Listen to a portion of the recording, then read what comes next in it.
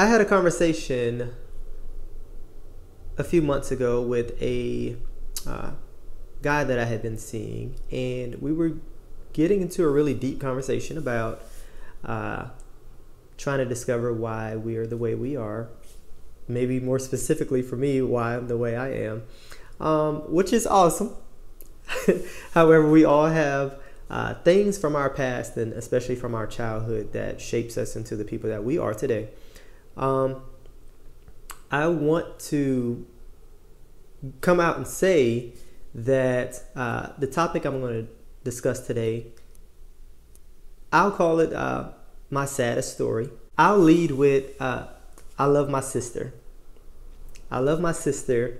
I love my sisters, and I love my brother. And one of my sisters, this story was going to be about her for a short moment.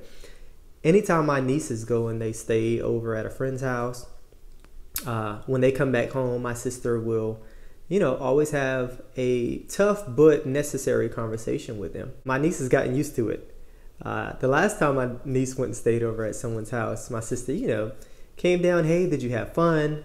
How was it? And then she leads with, okay, I want to ask because, and my niece stopped there. She said, I know. She said, the answer is no, like it always is.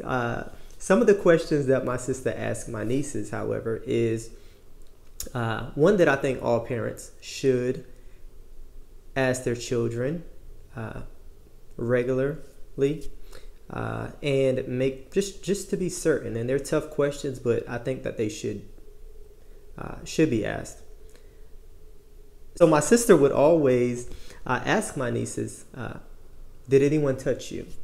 Did anyone touch you here? Did anyone say this to you? Anything like this? And of course, the answer is always, hopefully, no. And the answer has always been no. And I'm happy when I see my sister go through that routine with my nieces. I really am. For me as a child, I had never spoken about it until this year, ever, and it was always in the back of my mind, and I would always replay it every now and then. So there's a female within my family, I believe, that was watching me. If I can recall, I probably was 4 years old, maybe, if that. But this is one of my first memories, sadly. And I believe that she was, looking after me for the day. And I recall asking, or saying that I was hungry. And, that I wanted some cereal and whatever the case may be. I'm starting to laugh in my head because I can think of all the memes and GIFs about this already. I want cereal. Okay, so those of you who know me know that I can find humor in just about every situation, even my own. And this is kind of one of those moments. So I recall asking, for something to eat. I was hungry, and the reply was, well, you can eat this, and I'll let your imagination roam. And then it ends with, I was forced to do that. And I never talked about this. No one knows. Well, one person knows.